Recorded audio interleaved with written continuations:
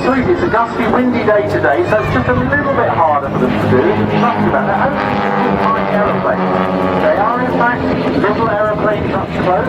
They are not big aeroplanes far away. Now leading the formation is Wildcat 1, flown by Al Coots, and his wingman is Bruce, who have been flown together since November 2010. Now as they go away from us, they experience 4Gs as they pull up to the loop, and they should top out at about 1,200 feet, to give you an idea how high that cloud is. Watching this like a horse.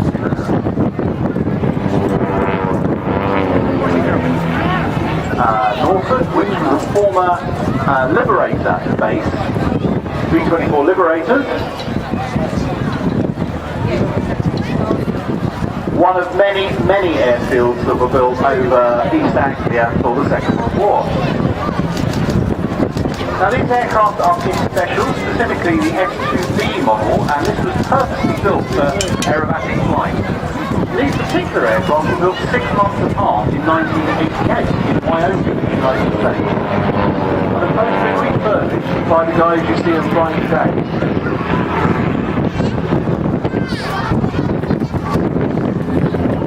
Now the aircraft is powered by Lycoming IO 540 engine, that is 540 cubic inches, or just a bit more less than 9 litres.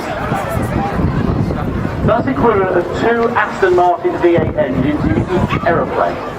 And so these aeroplanes are going to get through about a litre of fuel a minute during this display. Well, in the leading aircraft, Al Coots began his flying career in the Royal Air Force in the 1980s before moving to Hong Kong, where he was a policeman for a spell. For a spell? Well, yeah, for a spell as well as a spell. He then spent several years in Mozambique working in the aviation fuel industry, and that's where his love of the pits was born. Moved back to the UK in the 1990s, and he now refurbishes pits from his farms in South Norfolk. So far he's done 11 of them.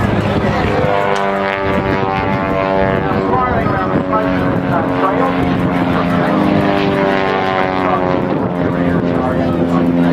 grown Buccaneers and Jaguars. Also flown in Bosnia and Iraq, and was commanding officer of 6 Squadron. He was the last Jaguar Squadron commander at I'll say this again, at the RAF Coltershall, and retired in 2010 as a group captain, and was known as a little sticker. It was made for a lady aerobatic pilot, whose name was completely escaped in the United States. I'll remember that in a minute.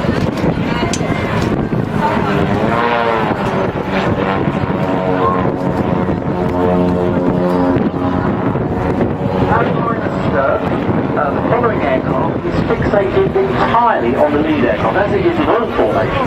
But at that point, Willie was just staring at Al Coots' tail wheel and how it related to the position of the wingtips. You triangulate one position and keep it fixed, so you stay in one position all the time.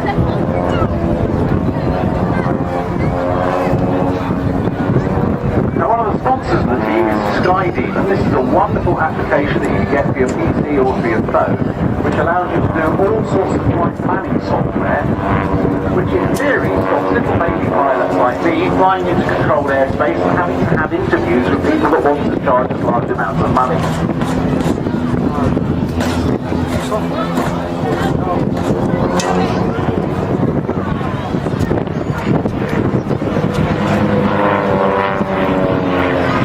So now the aircraft going away from us on what is known as the V-axis, pulling up to stall turn. Now watch for this, there you go, pull it up, check, push forward a little bit, oh no, they're confusing the commentator.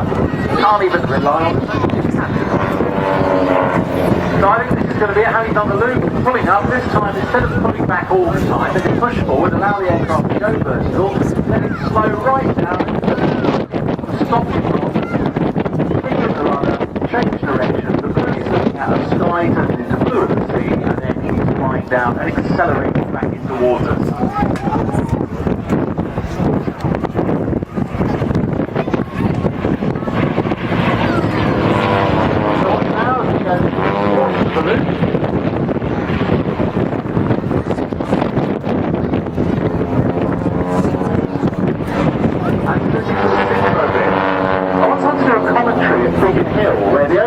microphone.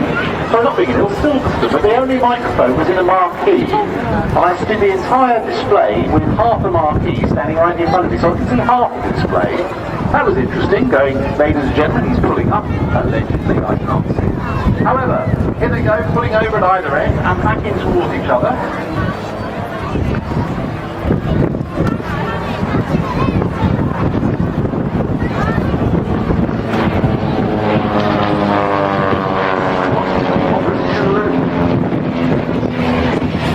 Now these guys did a little crossover 3 times, once at the bottom, once at the top, and then again at the bottom. Obviously it takes a lot of practice, debriefing, the aircraft is busy, we can go for a camp, every start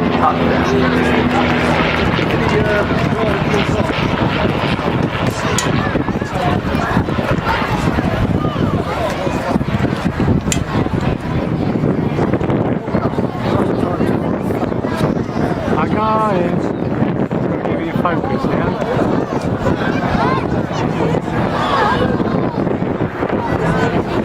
So ladies and gentlemen, as you can see, this is an aircraft that is designed for aerobatic. It's very, very good at it. Built by the extra company in Germany.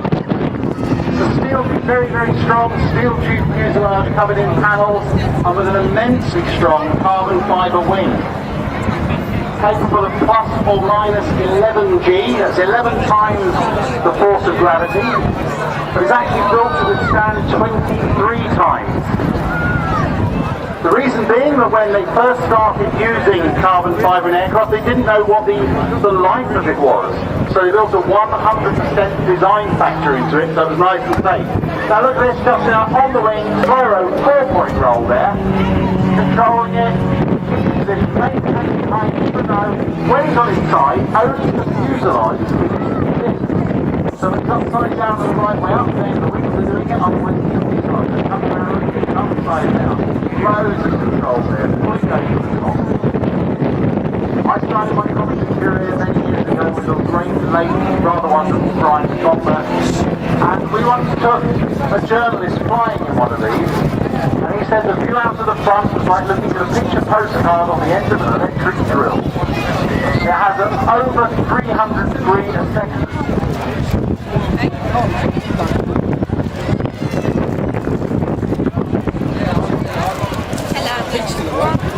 Big gap between everything to give you time to have a cup of tea. Well, that commentator may, as has previously been the case, been talking out of his feet. See, I'm being polite. Ladies and gentlemen, if you look to the left, we have one of the most brilliant aeroplanes ever designed and flown. This is the fantastic Douglas Dakota.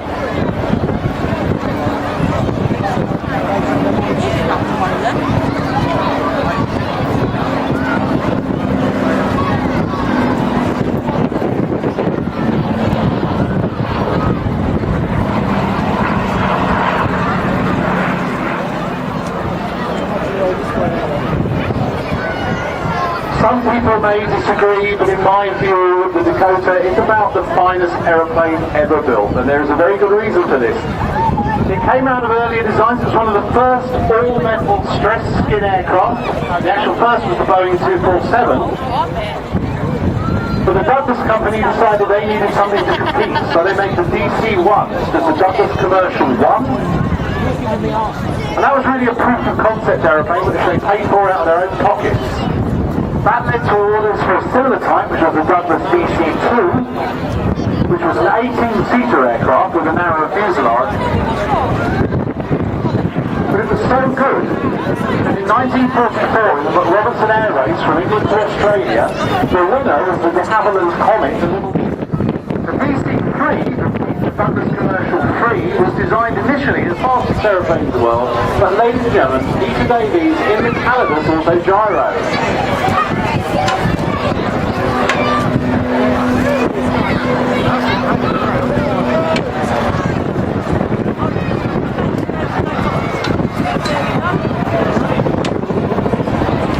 Now, of course, whilst this looks like a helicopter, it isn't. this has a propeller at the back pushing it along. This is auto gyro. There's no power going into that rotor above him. It's simply the same, you know when you drop a sycamore leaf and it spins round? It's the same principle as that. It's the air going upwards through it that causes it to spin, and then that gives it lift. Very, very manoeuvrable aeroplane, very good at spinning the sky. For a small aeroplane, it does make a large seaside display look quite full. And as you see, the manoeuvrability of this is what it's a lightweight aeroplane. So the wings are very sporty. It's going to be working fairly hard. And like all the others, it does have a great big clear canopy that he's looking out on, so he can see you. In fact, later on, he will be waving to you.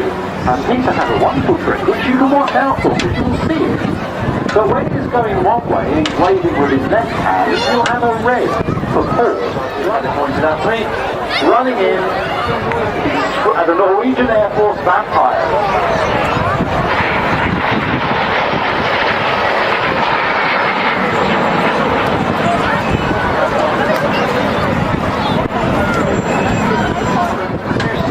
This aeroplane. This was initially known as the de Havilland Spider class. However, that was changed to Vampire. And it was a small aeroplane because the engines in those days weren't really very powerful. So what they did is they designed the smallest possible fuselage around the aeroplane, around the engine, stuck a cockpit on the front. Jack Ripping, Spitfire. Another person that won't be hearing problems? Clive Denny. No comment. Clive, please, in the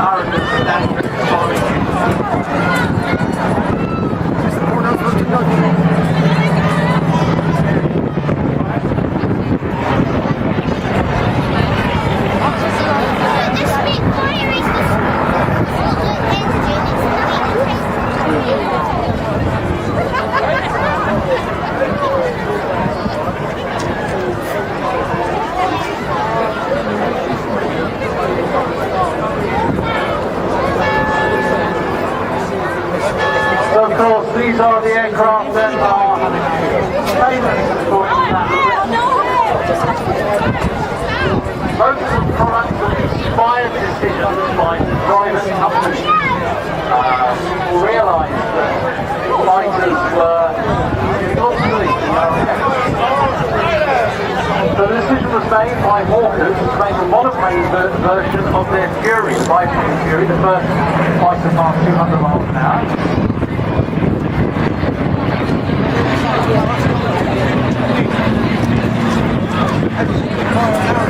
And Hawker started work on their private venture version of monoplane Fury, which later became known as the Hurricane. The Merlin 30 series of engine, which was a great increase in power. It also had the cannon armament. Over 5,500 of those were built.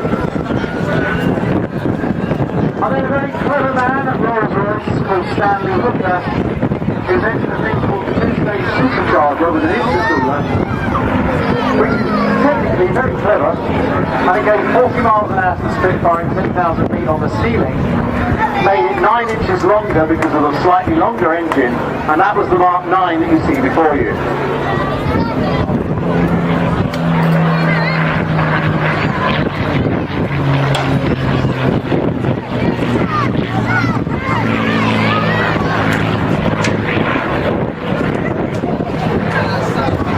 Now, because the Spitfire was pure metal construction, unlike the Hurricane, in 1940 it was actually considerably more difficult to build because of then new technology was really cutting edge. And Jeffrey Quill, the Spitfire test pilot,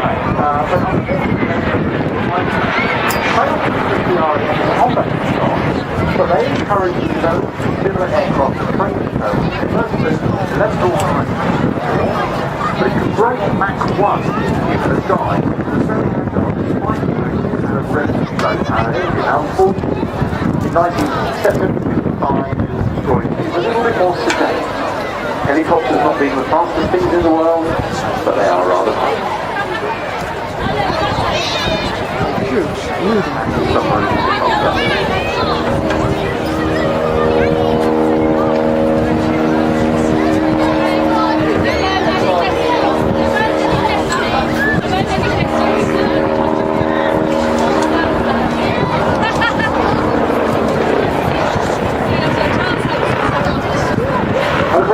You see what I mean about the dangly leggy bit? They dangly leggy bit like that for a very good reason. The helicopter was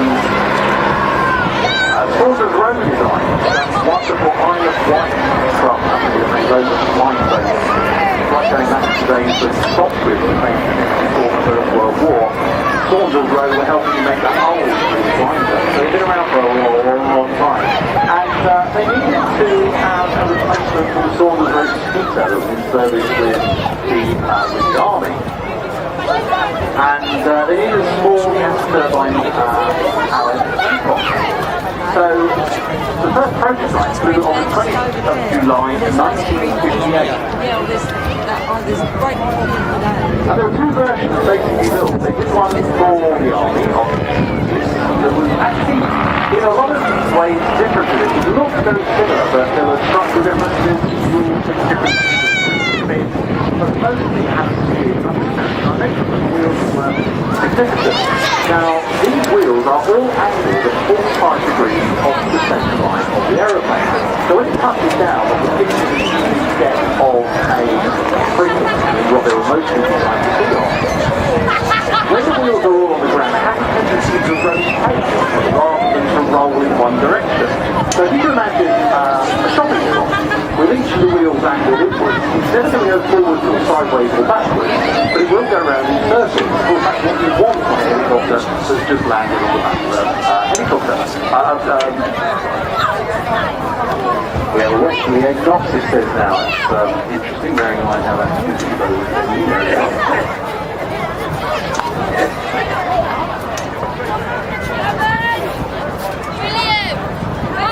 Richard Stanley from the Flying Control Committee has just intimated that the hamster in that engine is working very, very hard in its wheel to get it going. So ladies and gentlemen, from the right, up there is the Boeing Stearman.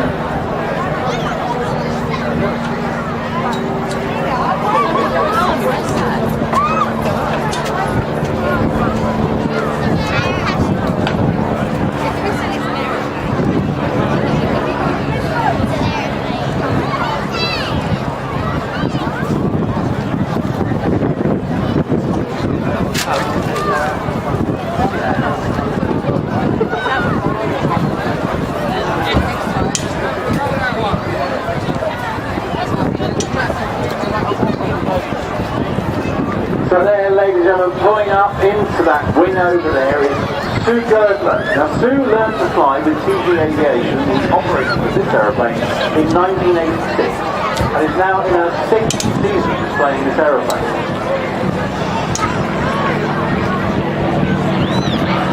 The Stearman in military service is known to the primary trainer of the Navy. Designed and built by the Boeing company.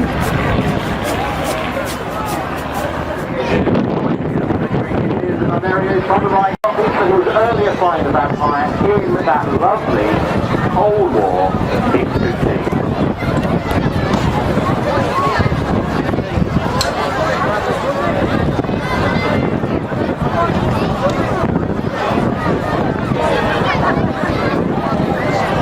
I think when I mentioned Mike Stanley's O-level in scanning, he may have learned on my feet. He didn't quite do it. Actually, we're all looking in the wrong place. But as it comes around, you can see it has got the swept wing shape. Remember, the standard thing when you were drawing pictures of jets, they all look a bit like a Hawker Hunter or a North American Sabre or a B-50, because they all had swept wings very much like this.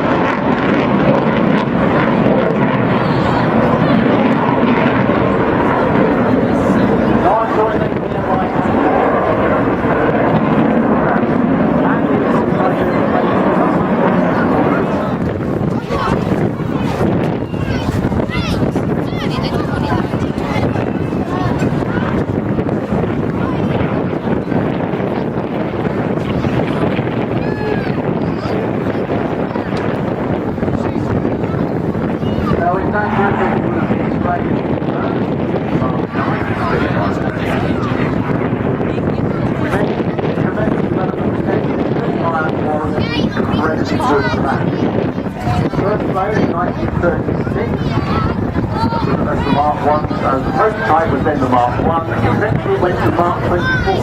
14 things identifiably different after the Spitfire, different jobs. Some of those were placed in reconnaissance aircraft. This is one of those.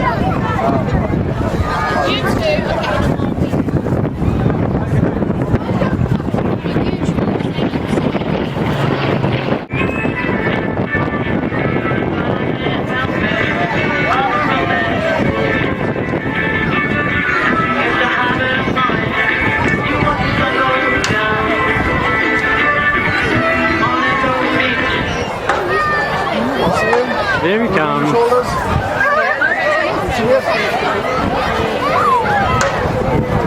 Come on, get in focus.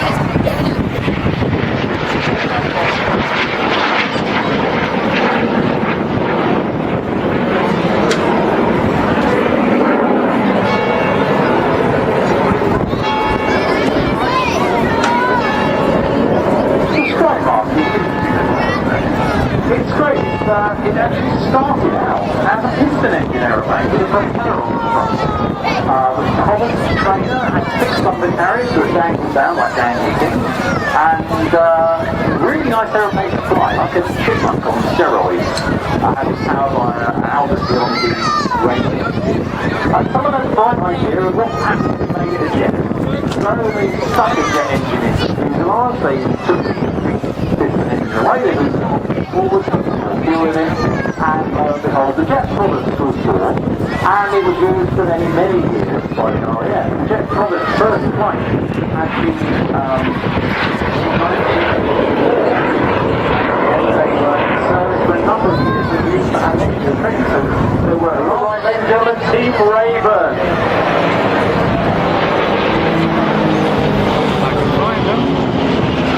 Now the first manoeuvre, according to my piece of paper, is the Delta loop.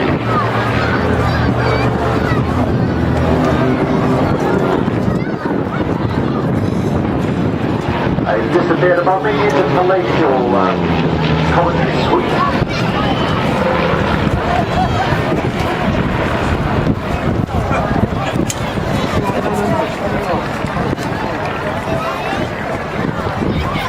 Then coming around for the Delta underside pass. So get your cameras ready, although you'll be taking the underside and the registration numbers. Now these aircraft are all Vans RV aircraft. There's one RV4 leading, the rest are RV8s.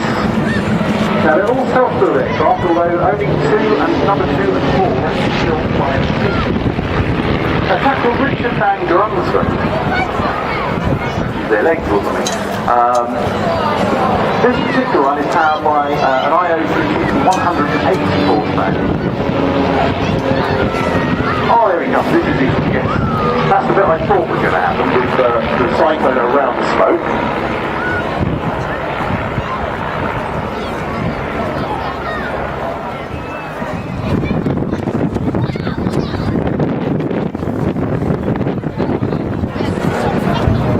Ladies and gentlemen, that was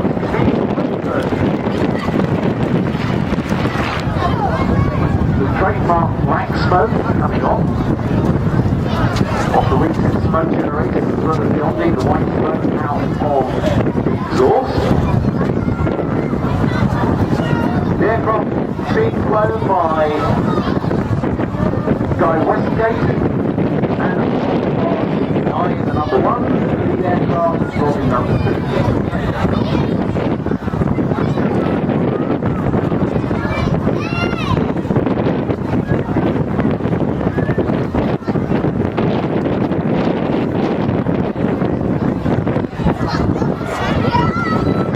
So let's go on how interesting the wind division.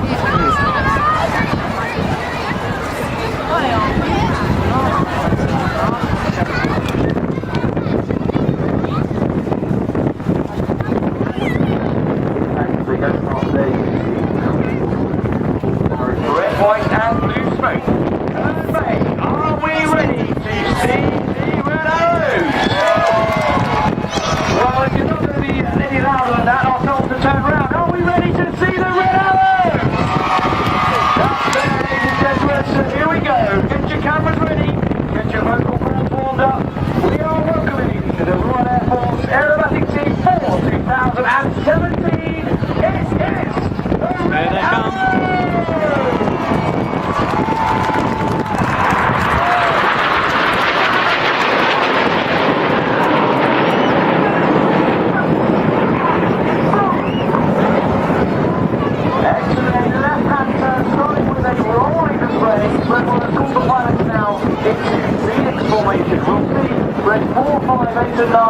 Move and lead rates 2 and 3, their wingtip are now around 6 feet apart. Group 6 and 7 moved out behind, rates 2 and 3.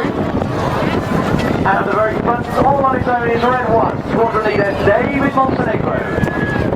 His third and final year as the team leader. He is a former Hawk flying instructor and Tornado F3 NFX pilot. Here we go, coming out of the sun rays with some more red, white and blue. This is Phoenix.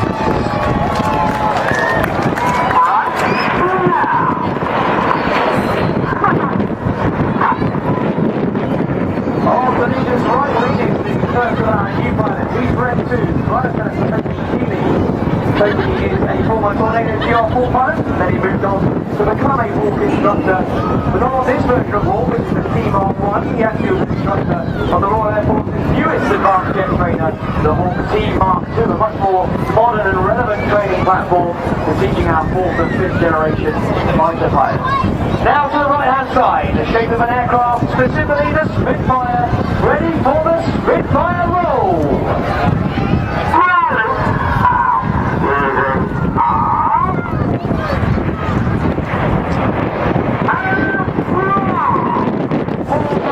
Now going upside down at 2,500 feet, 400 miles per hour, in the shape of the Spitfire. And we've introduced the Spitfire roll machine to celebrate the 60th anniversary of the Royal Air Force's Battle of Britain Memorial Flight. A couple of hours ago, you saw Squad Leader Andy Millikins from the Battle of Britain Memorial Flight doing a fantastic display in his Mark 19 Spitfire. Well, the flight used this to commemorate all those who have lost their became a qualified weapons instructor on that aircraft. Now, look at this, with the backdrop of the grey cloud and the sun. Get ready for a fantastic manoeuvre called Tornado!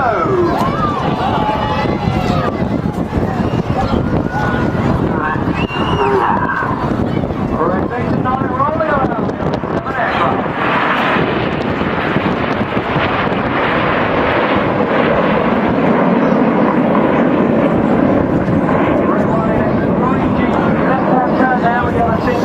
Rotation 9 roll around. And now red 8 finishes that last roll. The smoke is about to go off. And now you will see reds 2, 3, 4 and 5 move to the very back of the formation and leave red 7's aircraft. Reds 8 and 9 will tuck in behind reds 2 and 3. And at the moment they are forming the shape of a fabulous feat of British aviation engineering excellence. It is the shape of Concorde. So let's see. A bit of tight is around 3.5 feet now. They're about to go away so far.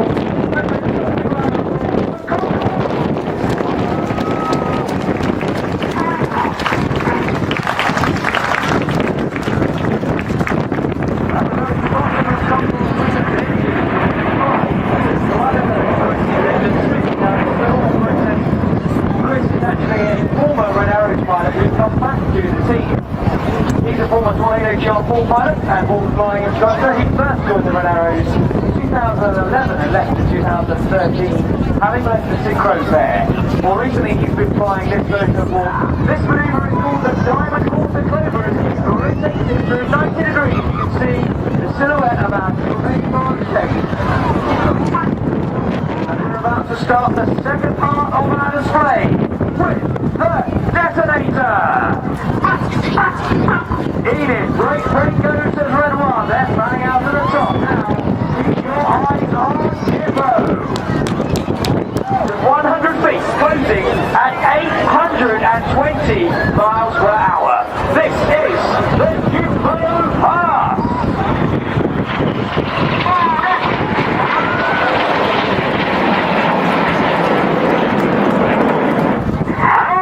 As they point back towards each other and fly the Cyclone.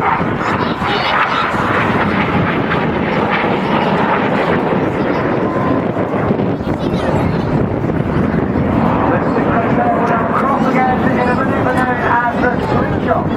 And now you need to look to the right hand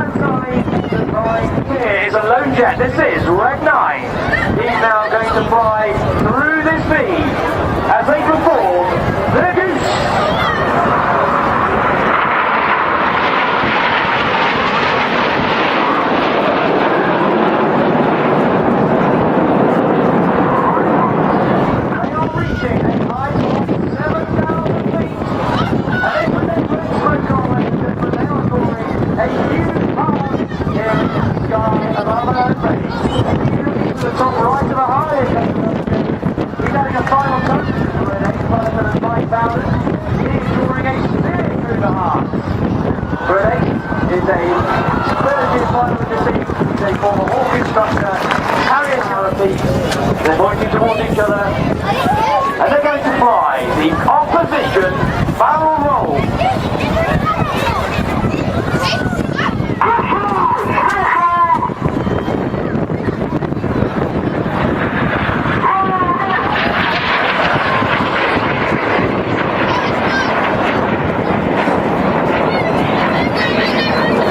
Out like a pendulum in line astern.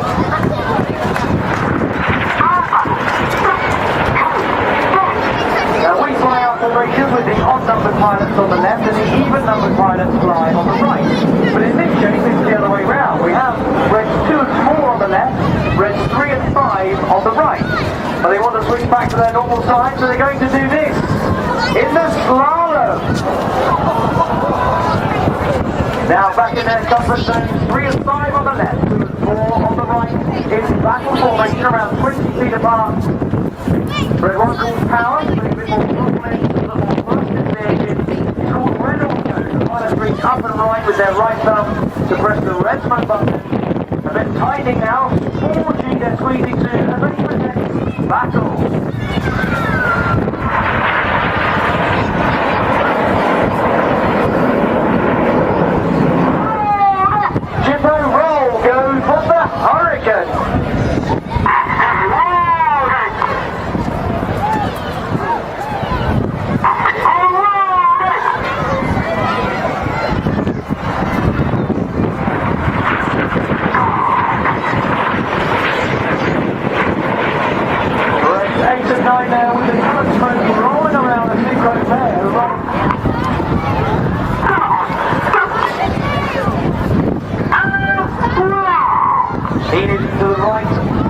Shape called Leader's Benefit, and they're going to draw a red, white and blue snake-like shape of smoke into the sky now as they fly the Python.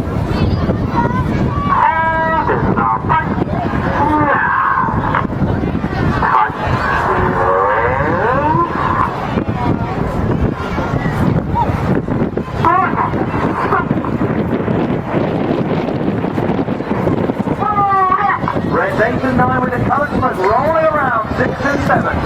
They then roll, get your cameras ready for the Jippo break.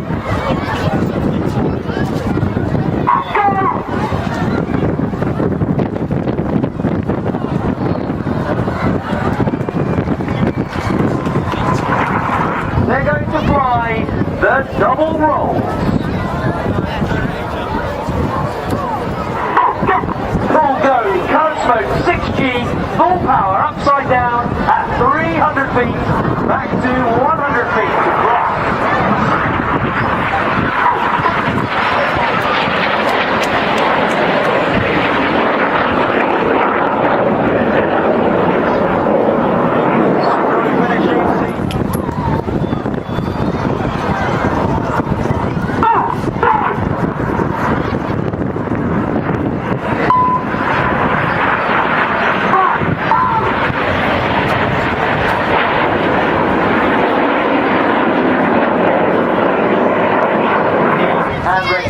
From the right, here they come with their white smoke on.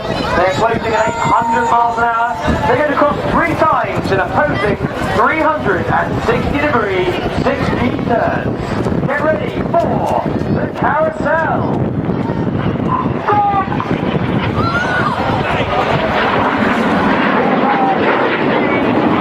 And now the coloured smoke, remember they're working hard, fighting the G-force, the smoke come on. Then he should call coloured smoke on, and that coloured smoke, when that comes on, is when Herne Bay, you are going to let rip, and you're going to tell these guys how much fun we have had here on the beach this afternoon. So, here they come, at around 360 miles an hour, we're going to have the white smoke.